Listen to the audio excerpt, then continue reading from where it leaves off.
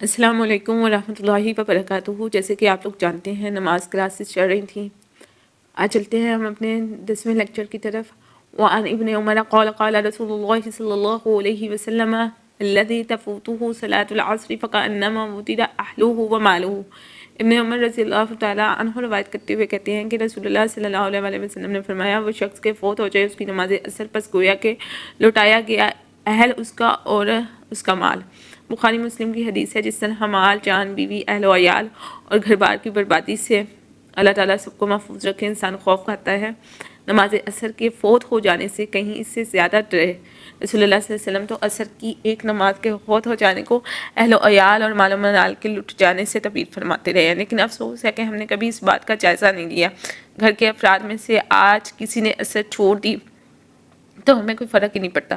ان برائدہ قال قال رسول اللہ صلی اللہ علیہ وسلم من ترک صلاۃ العصر فقد حبط عمله۔ حضرت برائدہ رضی اللہ تعالیٰ عنہ روایت کرتے ہوئے کہتے ہیں کہ رسول اللہ صلی اللہ علیہ وآلہ وسلم نے فرمایا، جس شخص نے نماز عصر چھوڑ دی بس تحقیق باطل ہوئے عمل اس کے۔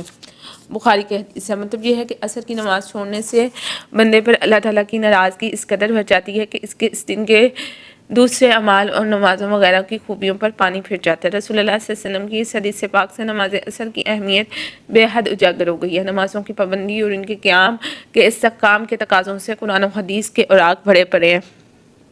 طوالت کے خوف سے تاکید نماز کو جو ہے میں نے بیان کیا ہے، ٹھیک ہے۔ تو بات یہ ہے کہ یہ اللہ تعالیٰ کے یہ بندہ جب نماز پڑھتا ہے تو بندے اور اللہ کے درمیان ایک باؤنڈ بن جاتا ہے۔ ترک نماز سے متعلق کفر اور عذاب کے بارے میں بھی ہم نے حدیث جانی ہے۔ تو بات یہ ہے کہ نماز کو قائم کرنے کی برکتوں، رحمتوں، بشارتوں کا جو حصول ہے ہمیں حدیث سے ملتا ہے۔ حضرت ابو ہریرہ رضی اللہ تعالیٰ عنہ روایت کرتے ہیں، مسلم کی حدیث ہے کہ رسول اللہ صلی اللہ علیہ وسلم نے فرمایا، جب 5 نمازیں انسان کے گناہوں کو مٹا دیتی ہیں، ٹھیک ہے، ایک نماز سے دوسری نماز کے درمیانی گناہ معاف ہو جاتے ہیں جب تک کہ کبیرہ گناہوں سے انسان بچتا ہے۔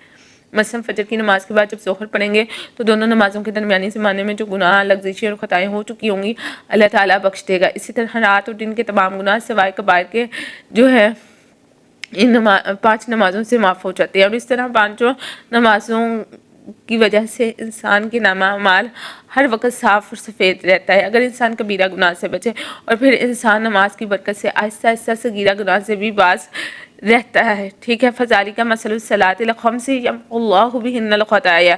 یہ مثال ہے 5 نمازوں کی، اللہ ان کے سبب سے معاف کر دیتا ہے گناہوں کو۔ بخاری مسلم کی حدیث ہے۔ صحیح مسلم میں حضرت انس رضی اللہ تعالیٰ عنہ روایت کرتے ہوئے کہتے ہیں کہ ایک شخص نے رسول اللہ صلی اللہ علیہ وسلم کی خدمت میں حاضر ہو کر عرض کیا، انی اصبت حدا فَأَقِمْهُ عَلَيَّ۔ تحقیق میں حد کو پہنچا ہوں، پس قائم کرو اس کو مجھ پر۔ حضور صلی اللہ علیہ وسلم نے اس سے حد کا حال دریافت نہ کیا، یعنی حد سے مراد ہے میں نے کوئی ایسے جرم کیا ہے جس میں اسلام سزا دیتا ہے، یعنی یہ نہ پوچھا کہ کون سا گناہ کیا اللہ کے نبی صلی اللہ علیہ وسلم نے۔ اتنے میں نماز کا وقت آ گیا اور اس شخص نے آپ کے ساتھ نماز پڑھی۔ جب حضور صلی اللہ علیہ وسلم نماز پڑھ چکے تو وہ شخص کھڑا ہو کر پھر کہنے لگا، اے اللہ کے رسول، تحقیق میں حد کو پہنچا ہوں، یعنی میں نے ایسا گناہ کیا ہے جس پر حد قائم کی جائے، مجھے سزا دی جائے۔ حضور صلی اللہ علیہ وسلم نے فرمایا، کیا تم نے ہمارے ساتھ نماز نہیں پڑھی؟ اس نے کہا ہاں پڑھی ہے۔ تو آپ نے فرمایا، ان اللہ قد غفر لک ذنبک او حدک۔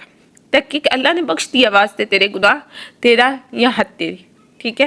تو بات یہ ہے، احمد میں حدیث موجود ہے، حضرت ابو ذر رضی اللہ تعالیٰ عنہ سے روایت ہے کہ نبی صلی اللہ علیہ وسلم کے جو ہے نا سردی کے موسم میں جب پتجھڑ کا موسم ہوتا ہے، خزاں کا موسم ہوتا ہے، اس وقت نبی کریم صلی اللہ علیہ وسلم نے ایک درخت سے ایک ٹہنی کو توڑا جس کے ساتھ بہت سے پتے جھڑ رہے تھے، اور پھر آپ نے اس کے ساتھ درخت کے پتوں کو جھاڑنا شروع کیا جو کہ خشک ہونے کی وجہ سے خود بخود نیچے گر رہے تھے۔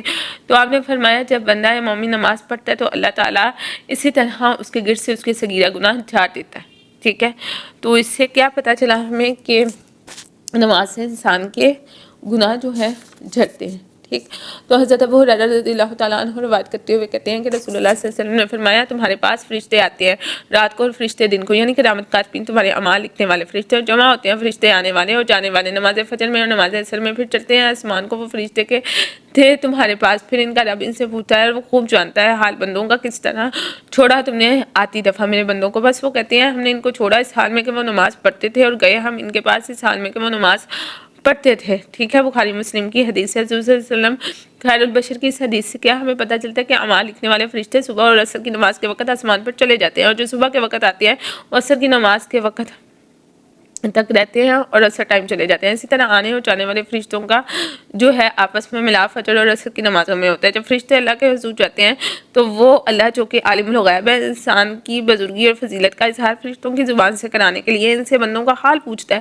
بس ہمیں چاہیے کہ ہم کبھی بھی نماز نہ چھوڑیں اور ان وقتوں میں نہایت خشوع و خضوع سے عبادت کا اہتمام کریں تاکہ فرشتے اللہ تعالیٰ کی بارگاہ میں پہنچ کر ہمیں نیکی سے یاد کریں۔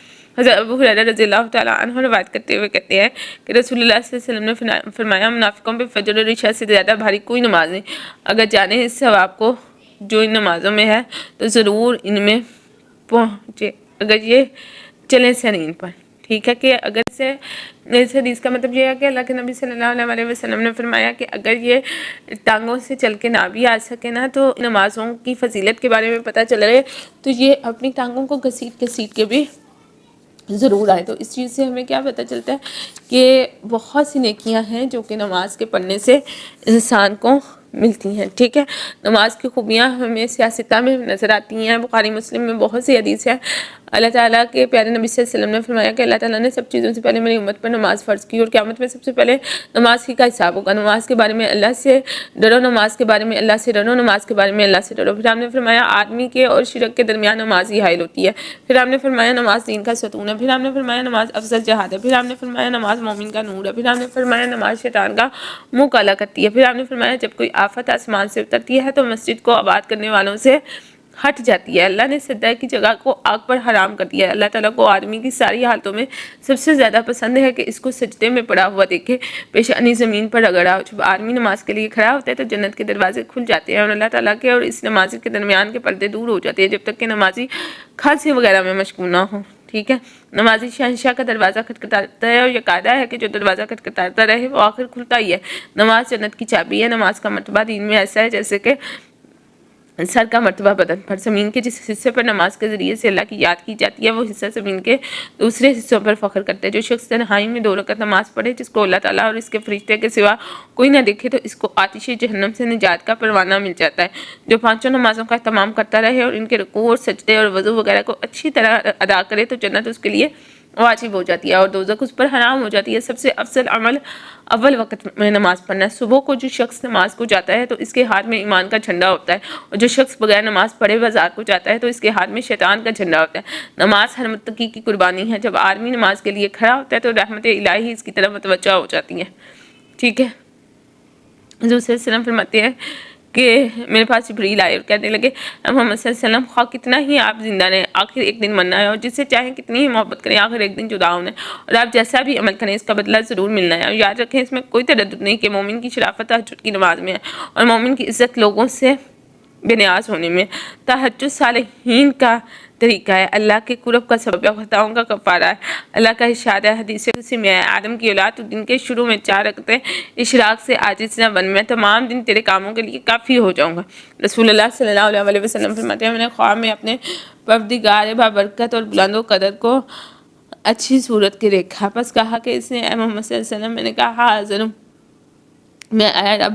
فرمایا پروردگار نے کہ ملائے اعلیٰ میں مقرب فرشتے کس بات پر جھگڑتی ہے؟ میں نے کہا میں نہیں جانتا۔ 3 بار اللہ نے پوچھا اور میں نے ہر بار یہی جواب دیا۔ پھر دیکھا میں نے اللہ کو کہ رکھا ہے، اس نے ہاتھ اپنا میرے کندھوں کے درمیان یہاں تک کہ پائی میں نے جو ہے نا ٹھنڈک اللہ تعالیٰ کی انگلیوں کے درمیان اور اپنے سینے پر۔ پھر ظاہر ہوئی میرے لیے ہر چیز اور پہچان لیا میں نے سب کو۔ پھر فرمایا محمد صلی اللہ علیہ وسلم، میں نے کہا حاضر ہوں میں رب۔ میرے فرمایا پروردگار نے کس بات پہ جھگڑتی ہے مقرب فرشتے؟ کہا میں نے کہ اب تیرے جتانے سے معلوم ہو گیا کہ کفارات میں جھگڑتے ہیں۔ فرمایا اللہ نے کیا ہے؟ کہا میں نے چلنا 7 قدموں کی طرف نماز کی جماعتوں کے اور بیٹھنا مسجدوں میں پیچھے نمازوں کے اور پورا کرنا وضو کا کراہت کے یعنی سردی یا بیماری کے وقت وضو کرنا جب طبیعت کو نہ خوش لگتا ہو۔ فرمایا اللہ نے پھر کس چیز میں جھگڑتے ہیں؟ کہا میں نے کہ بیچ درجوں کے۔ فرمایا اللہ نے وہ کیا ہے؟ کہا میں نے کہ کھانا کھلانے میں اور نرمی کرنے میں بات میں اور نماز پڑھنے میں رات کے حالانکہ لوگ سوتے ہوں۔ کہا اللہ نے دعا کر اپنے لیے جو چاہ۔ کہا حضور صلی اللہ علیہ وسلم نے پھر دعا کی، میں نے اللہم انی اسألک فعل الخیرات و ترک المنکرات وحب المساکین وان تغفر لی وترحمنی واذا اردت فتنة فی قوم توفنی غیر مفتون واسألک حبک وحب من یحبک وحب عمل یقربونی الی حبک۔ اے اللہ تحقیق میں سوال کرتا ہوں تجھ سے نیکیوں کے کرنے کا اور برائیوں کے چھوڑنے کا اور مسکینوں کی دوستی کا، اور یہ کہ بخشے تو واسطے میرے اور رحم کرے مجھ پر، اور جس وقت وہ ارادہ کرے فتنے کا کسی قوم میں پس مار مجھ کو غیر فتنہ میں، اور مانگتا ہوں میں تجھ سے محبت تیری اور محبت اس شخص کی جو تجھ سے محبت رکھے، اور مانگتا ہوں میں محبت اس عمل کی جو قریب کرے مجھ کو طرف تیرے۔ یہ محبت کے حضور صلی اللہ علیہ وسلم نے فرمایا یہ خواب میرا حق ہے، پس یاد رکھو اس کو اور سکھاؤ اس کو لوگوں کو۔ تو نماز کی بزرگی اور فضیلت معلوم ہوئی آپ کو، ٹھیک ہے؟ تو یاد رکھیں کہ نماز اللہ تعالیٰ کی رضا کا سبب ہے، فرشتوں کی نہایت پیاری چیز ہے، تمام انبیاء کی سنت ہے، اس سے نور معرفت پیدا ہوتا ہے، دعا قبول ہوتی ہے، رزق میں برکت پیدا ہوتی ہے، یہ ایمان کی جڑ ہے، بدن کی راحت ہے، دشمن کے مقابلے میں زبردست ہتھیار ہے، قبر کا چراغ ہے اور اس کی وحشت کو دور کرنے والی ہے، منکرین کے سوال کا جواب یاد دلانے والی ہے، قیامت کے دن کی دھوپ اور شدت کی گرمی میں سایہ اور ٹھنڈک ہوگی، اندھیرے میں روشنی، جہنم سے آڑ ہے، ٹھیک ہے؟